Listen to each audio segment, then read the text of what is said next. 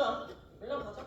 자구행위 같은 경우에 또 보자. 얘부터 보자. 김추적은 집에 보관 중이던 수십만 달러와 다이아몬드, 반지 등 값비싼 보석을 도난당했다. CCTV를 확인해본 결과 집이 비었던 명절 황금 연휴 기간 중에 해외로 다녀온 사이에 도마에 씨가 담장을 넘어서 절치해 간 것이었다. 그래서 김추적은 우연히 해외로 도피하려고 공항에 있던 도망해를 발견하고 경찰서로 끌고 가려고 했으나 완강히 저항해서 어쩔 수 없이 전치 2주의 상해를 입혔다.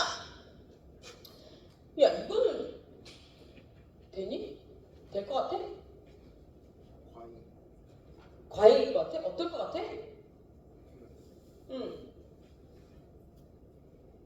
여기에서 얘가 정당방위가 되려면 얘는 어떤 것까지가 정당방위냐면 훔쳐간 물건을 뺏는 것까지가 정당방위야. 그지? 그래서 여기서 보면 절도범을 현장에서 추적해서 도난물품을 터지하는 행위는 정당방위가 되지만 며칠 뒤 절도범을 발견해서 약간의 폭행과 협박을 가해서 물품을 탈환해서 오는 행동은 자구행위가 되는데 자구행위 내 걸 찾아갖고 오는 거야. 그지? 나의 권리를 자체적으로 구제하는 거야. 무슨 알겠니? 권리 구제는 누가 하는 거야? 국가기관에서 권리 구제를 해주는 거잖아. 근데 이제 자기가 스스로 권리 구제를 하는 거야. 그래서 김추적에게는 도망해가 해외로 도피할 경우에 권리 실현에 상당한 어려움이 예상되는 것이므로 자구행위라고 볼 수 있다. 그래서 자구행위가 지나쳐 3가 정도 벗어나면 가임 자구행위가 되는 경우에는 처벌받는데 이거 같은 경우에 뭐까지 막는 정도로 괜찮다는 거야. 그지? 얘가 해외로 가게 되면 어떻게 돼? 얘 처벌을 못하게 되잖아. 그지? 그렇기 때문에 걔를 잡고 있는 이 정도까지는 될 수 있다는 거지. 근데 뭐 얘를 때렸다든지 아니면 뭐 폭행을 가했다든지 이런 건 안 된다는 거야. 그러니까 내가 내 권리를 침해하지 않을 범위 내에서 걔를 잡아두는 것까지 괜찮다. 얘가 해외로 도주하면 잡으려면 낮아지잖아. 그치? 그래서 그런 이야기들이 나옵니다. 그래서 자구행위 보자. 그래서 자구행위란 법적인 절차에 의해서 권리를 보존하기 곤란한 경우 여기서 법적인 절차에 의해서 경찰이 지금 빨리 뛰어와가지고 뭘 해줄 수 있는 게 아니잖아. 얘가 지금 당장 해외로 도피하려고 하는데 어떻게 해야 돼 그러면? 내가 알아서 해야지. 안 보자? 경찰에 신고하고 뭐 하고 이런 사이에 도망가겠다. 그지? 그래서 법률의 절차에 의해서 권리를 보장하기 어려운 경우에 그 권리 실행불능이나 실행곤란을 피하기 위해서 스스로 한 실력적 행위가 상당성이 있다라고 인정되는 경우에는 위법성이 배제되는 행위를 자구행위라고 한대. 예를 들어서 사람이 얘가 해외로 나가는 걸 막는 건 거주 이전의 자유를 제한한 거야. 그지? 그리고 얘가 가지고 있는 물건을 뺏은 건 절도죄잖아. 그지? 그렇기 때문에 그런 것들과 관련해서 실질적으로 경찰이 투입돼서 그걸 해결해 주기까지 많은 과정이 걸리잖아. 그러면 얘는 이미 도망가 버리고 나는 내 물건도 찾지 못하고 이렇게 되는 거 아니야. 그러면 걔 발이라도 잡고 있어야지. 경찰이 올 때까지. 그건 된다는 거야. 무슨 알겠지? 그런 과정에서 상처가 났나? 상처는 안 났지. 2주 상처가 났대. 2주 상처. 그래서 보자 어떻게 돼. 2주 상처가 났을 경우에 도망해가 김추적의 행위는 도망해가 해외로 도피할 경우 권리 실현이 상당한 어려움이 예상되는 것이므로 자구행위라고 볼 수 있다. 다만 자구행위가 지나쳐서 상당성의 정도가 벗어나면 가임 자구행위가 되어서 처벌받게 될 수도 있어. 이거는 2주면 어느 정도지? 2주면 그냥 병원 가면 2주야 얘들아. 이게 상처가 남지 않아도 2주야. 그러니까 우리가 통상적으로 감기 가면 2주잖아. 감기는 약을 먹어도 2주. 약을 안 먹어도 2주야. 바이러스 생겨 몸속에. 그러니까 병원 가면 그냥 2주에 병원 가면. 근데 얘는 그러면 넘어서 한 건가? 넘어서 한 거 아닐 수도 있겠다. 그래서 이 정도까지는 될 수 있다는 거지. 그래서 그 얘기하면 피해자의 승낙. 이거는 보자. 사례부터 보자. 어느 날 212페이지 어느 날 김정희는 친구의 집에 가던 중에 반대편 골목에서 연기가 나는 것을 보고 그곳에 달려갔는데 한가득 불이 나고 있었어. 김정희는 집주인 하나랑 창문을 깨고 들어가서 뭐 불을 껐대. 죄가 성립되는가? 어떻게 될 것 같아? 주거 침입이 되고 재물손괴가 되잖아. 그지?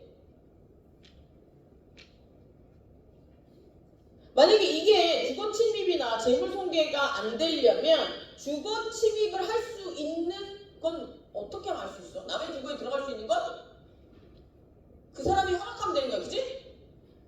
그리고 재물 손괴, 재물, 물건을 깨가지고 뭔가 손해를 입혔다는 거잖아. 물건에 손해를 입힌 경우에는 그것도 피해자의 승낙만 있으면 된다는 거야. 그걸 보지 않아? 여기에서 김정희 행동이 위법성 조사사유인 피해자의 승낙에 해당되는가 문제인데 집주인의 명시적 승낙이 없었으면 피해자의 승낙으로 인한 위법성 조사사유는 될 수 없다는 거지. 이 위법성 조사 안 된대. 다만 학설과 판례에서는 위사례와 같은 피해자가 있었더라면 법익의 침해를 상당히 승인했을 거라는 객관적인 사정이 있는 경우에 피해자의 승낙이 있었다고 보는 추정적 승낙. 예를 들어서 그 불타는 집을 피해자가 갔더라면 들어가라 했을 거고, 불타는 집을 갔다 오면 얘라고 했을 거라는 거야. 그래서 그게 추정적 승낙이라고 하는데, 야 얘는 봐봐, 학설이나 판례잖아. 그지? 위험할 수도 있어. 들어가지 마. 알았지? 들어가지 마요. 예전에 우리 아버지도 나처럼 오지랖이 넓어서 아버지 땅이 있는데 그 땅 옆에 그 제실이라고 하죠. 문중 종중들이 제사 지내는 데 있지. 거기에서 불이 났어. 뒤에 다 산이야. 거기 다 목재고. 거길 왜 들어가는 불났는데? 소방관이냐? 얘들아 그런 데 들어가면 안 돼. 그럴 때 어떻게 해야 돼? 119에 신고해. 무턱대고 들어가지 말고 죽어. 자궁행위가 뭐 피해자의 생각이 있었느냐 없었느냐 이거는 어차피 이게 피해 액수나 이런 것들이 많이 안 난 것도 있지만 이게 지금 실제로 이걸 이렇게 하지 않았더라면 불이 더 크게 날 수도 있고 이런 상황들이 발생할 수 있잖아. 그래서 한 건데, 그래서 위법성이 조각될 수 있다고 하는데 이거는 니들이 죽을 수도 있는 문제야. 그러니까 사례가 나오니까 얘기를 아까 생각이 났어. 그래서 여기 보면 피해자 승낙이랑 앞으로 넘어가서 211페이지 피해자 승낙이랑 법익의 주체가 타인에 대해서 자기의 법익을 침해하는 걸 설명하는 거. 여기서 법익의 주체는 누구야? 집주인, 그지? 주체가 타인에 대해서, 타인 누구야? 문짝 끼고 들어가네. 그래서 문짝 끼고 들어간 애에게 주인이 자신의 법익, 어떤 법익이야? 법적으로 이익을 얻을 수 있다는 건데 법적으로 이익을 얻을 수 있다는 얘기는 뭐야? 내 주거 침입배가 있음으로 인해서 내 주거를 보호받을 수 있는 거잖아. 법이 있음으로 해서 주거 침입배라는 법이 있음으로 해서 나에게 주거를 지킬 수 있는 이익이 생긴 거잖아. 그런 법익이야, 그지? 그런 법익을 침해하는 것을 허용하는 것을 말하는데, 예를 들어서 피해자 승낙이 이건 넘어가고 피해자의 승낙 밑에 맨 마지막 줄에 피해자의 승낙에서 위법성이 조각되려면 법익 주체의 유효한 승낙이 있을 거야. 법익 주체는 뭐야? 집주인이 들어가라 했어야 되는 거야. 부시라 했어야 되는 거야. 그지? 그리고 승낙에 의한 행위더라도 처벌하는 규정이 승낙에 의한 행위라도 처벌하는 규정이 없을까? 승낙에 의한 행위라도 처벌하는 규정이 없을 것. 그리고 세 번째, 사회상규에 위반되지 않는 것일 것. 사회상규에 위반되지 않는 것일 것. 사회상규에 위반되는 건 뭐가 있을까? 생각이 안 난다. 머리가 아파. 그래서 그렇게 되는데, 예를 들어서 여기 보면 갑이 을에게 수혈하기 위해서 병의 승낙을 얻어서 그의 피를 뽑는 행위는 상해죄가 성립하지 않지만 병역을 면제받을 목적으로 무릎 수술을 해달라고 하는 것은 아무리 피해자의 승낙이 있었다고 하더라도 의사가 수술하게 되면 위법성이 있다고 볼 수 있는 거야. 어떤 법익을 침해한 거야? 어떻게 잘못된 거야 이거? 군대를 안 가는 국방의 의무를 위반한 거잖아. 그치? 그러니까 이거는 위법성이 조각될 수가 없어. 피해자의 승낙이 있었던 이 불법행위잖아. 그치? 야, 군대를 안 가게 하기 위해서 무릎 연골 수술을 하는데 가담을 했어. 그러면 그 사람은 불법행위에 대해서 가담을 한 거잖아. 그러니까 이게 말도 안 되는 거지. 그럼 예전에 낙태죄가 있었을 때는 낙태한 사람, 낙태를 방조한 사람, 낙태한 의사 다 처벌받았잖아. 그지? 이 낙태라는 것 자체가 우리가 낙태를 하는 병원에 가면 어떻게 하냐? 해달라고 해서 가는 거잖아. 그지? 해달라고 해서 가는 건데 의사가 수술해주면 걔는 처벌받는다. 처벌받냐? 처벌받으면 안 되는 거 아니야. 이게 허락을 한 거니까. 근데 그게 불법행위였잖아. 그러니까 문제가 되는 거지. 그런 얘기입니다. 그리고 정당행위가 나오는데 정당행위란 얘부터 한번 볼까? 부황시술행위와 정당행위 보자. 한의술은 부황시술을 잘하는 사람으로 알려져 있고 부황시술행위로 많은 돈을 벌었다. 그래서 보건범죄 단속에 관한 특별조치 모두에 의해서 한의사가 아닌 사람의 의료행위를 업무로 하는 행위를 한 사람은 무기 또는 2년 이상의 징역에 처한다. 이 경우에 100만 원 이상 1000만 원 이하의 벌금을 경과하도록 규정하고 있다. 부황시술행위는 정당한가? 야, 얘 부황시술행위는 어떨 것 같아? 응? 그럼 정당하지 않니? 의료행위야. 그치? 얘는 아무리 걔가 경력이 많다고 해도 의료행위를 할 수 있는 기본은 뭐야? 면허가 있어야 돼. 금지되어 있는 걸 면허로 풀어주는 거잖아. 우리가 자동차도 마찬가지야. 운전면허 없는데 운전 잘하다가 운전하면 되니? 안 되잖아. 그지? 그렇기 때문에 교육을 통해서 면허를 따가지고 금지된 행위를 풀어주는 거란 말이야. 부황 이런 것들은 의료행위로 들어갈 수가 있어. 그래서 보면 대법원에서는 부황시술행위를 강범위하고 보편적인 민간요법이라고 용관요법이고 그 시술에 의한 위험성이 적다라는 사정만으로 그것이 사회상주의에 위반되지 아니하는 행위라고 보긴 어렵고 이게 그렇게 되게 위험한 행위가 아니라고 하더라도 이거는 일종의 의료행위라는 거야. 그지? 그래서 다만 개별적인 경우에는 그 부황시술의 위험성의 정도 그리고 일반인들의 시각 그리고 시술사의 시술 동기, 목적, 방법, 횟수, 시술에 대한 지식 수준 그리고 시술 경력, 피시술사의 나이, 체질, 건강상태, 시술 행위로 인한 부작용 내지는 위험 발생 가능성 등을 종합적으로 고려해 볼 때 법질서 전체의 정신이나 그 배후에 놓여있는 사회윤리 내지 쭉 가서 결론은 뭐냐면 정당행위에 해당하지 않는다라고 돼 있어.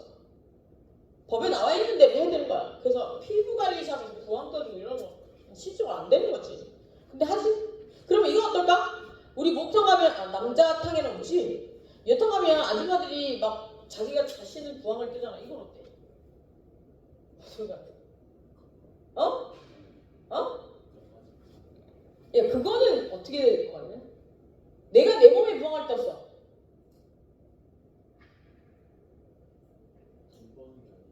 돈 버는 게 아니라 때 숙제. 나도 한번 찾아볼게. 모르겠다.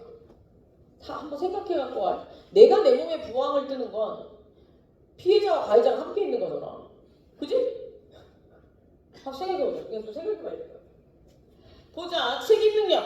야 이게 만약에 된다면 목탕에서 부항 뜨는 아줌마들은 전부 다 잡아가야겠네. 책임의 개념. 책임이란 보면 책임이 없으면 형벌도 없다라고 돼 있는데 책임은 뭔지 보자. 여기서 보면 책임이란 구성요건에 해당하는 위법성 행위를 한 자가 한 자에 대해서 가해자가 인격적 비난을 말한다. 그래서 책임이 없으면 형벌도 없다라는 쭉 내려가서 보면 여기서 뭐 구성요건에 해당하고 그 행위가 위법하고 하더라도 모두 범죄가 구성요건에 해당하고 그 행위가 위법하다고 한 법에 위반되는 것이라고 하더라도 어떻게 되는 거야? 모두 범죄가 되는 건 아니래. 범죄와 관련된 책임 이걸 물어야 돼요. 일정한 경우에 책임이 조각된다는 거야. 범죄에 대한 책임 그걸 책임 조각 사유라고 하는데 책임 조각 사유 중에 하나가 뭐야? 우리 청소년들이 가장 많이 알고 있는 거지. 14세 미만 14세 미만 뭐라 그러지? 응? 단어가 있는데 그 미성년자지. 형사 미성년자. 그래서 여기 보면 14세 미만은 14세가 되지 않거나 심신장애로 인해서 사고를 변별할 능력 내지는 의사결정의 능력이 없거나 저항할 수 없는 폭력이나 자기 또는 친족의 생명, 신체에 대해 위해를 방해할 방법이 없는 협박에 의해서 감염되고. 이게 무슨 얘기야? 내 가족을 인질로 잡아놓고 뭘 하라고 해. 영화 같은 주제로 많이 나오잖아. 이런 거 같은 경우에는 책임이 조각된다는 거야. 무슨 알겠지? 영화 소재로 많이 나오잖아. 가족이 낀 줄로 잡혀있어. 은행을 털어오라고 해. 그럼 은행을 터는 거 자체는 범죄 행위잖아. 그런데 책임이 조각된다는 거지. 무슨 얘기겠지? 그래서 그런 이야기가 나옵니다. 책임 능력. 그래서 책임 능력은 요즘 우리 형법에서 두 번째 단계, 우리 형법의 책임 능력은 적극적으로 규정하지 않고 소극적으로 책임 능력의 전부 또는 일부가 결여된 경우면 규정하고 있다. 우리 형법에서 14세가 되지 않거나 자와 14세가 되지 않거나 심신장애로 인하여 성을 배분할 능력이 없거나 의사를 결정할 능력이 없는 자의 행위와 같이 행위 시 책임 능력이 완전히 결여된 상태를 책임 무능력 따로 조각하고 있어. 야, 이거 되게 많이 써먹었던 게 뭐야? 요 줄에서 지금 두 번째 읽은 거 애기들 뭐 14세 미만 말고 심신 상태로 성을 배분할 능력이 없거나 의사를 결정할 능력이 없는 자가 한 행위. 술 마시고 뭐 했다고 이런 것들이었잖아. 심신미약 상태. 근데 요즘에 이거 우겨봤자 안 된대. 심신미약 상태였을 때 이런 경우 또 그리고 심신장애로 인해서 전화의 능력이 미약해져 있는 경우, 예를 들어서 미약한 자와 농아자 이 행위는 형이 감경될 수가 있대. 아예 사라지는 건 아니고 형이 감경될 수가 있대. 책임 소재가 낮아지면. 그래서 위험의 발생을 예견하고 자의로 심신장애를 양해한 자는 행위가 감경이 되지 않는다. 이 얘기 무슨 얘기야? 위험을 감지하고 위험 발생을 예견하고 자의로 심신장애를 일으켰다. 이게 어떤 게 여기에 들어갈 수 있을까?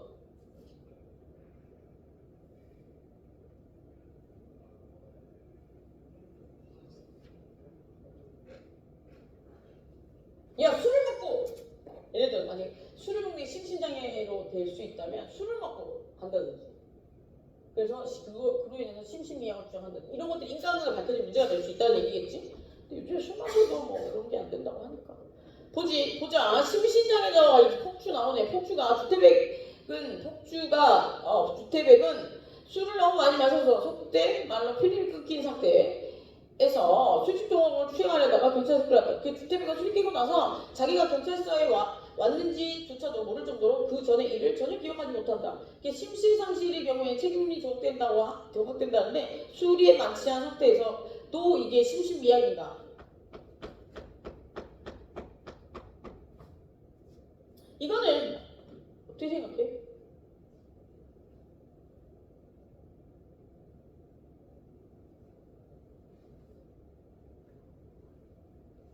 어떻게 생각해? 니들은? 예전에는 이게 술을 마시면 블랙아웃이 오면 심신미약 상태라고 인정해줬는데 요즘에는 그 하나 둘 셋 네 번째 줄에 보면 술에 마시면서 폭행을 기억하지 못한다는 사실만으로 바로 범행 당시 심신 상태였다고 단정할 수 없다는 거지. 걔가 그때 블랙아웃이 왔는지 안 왔는지 어떻게 하냐? 그거 어떻게 증명할 건데? 예전에는 그냥 뭐 인정해주는 경우들이 종종 있었는데 요즘에는 그게 그 상태에 내가 실제로 전혀 기억을 못하는 건지 어떤 건지 증명을 해야 되는 거야.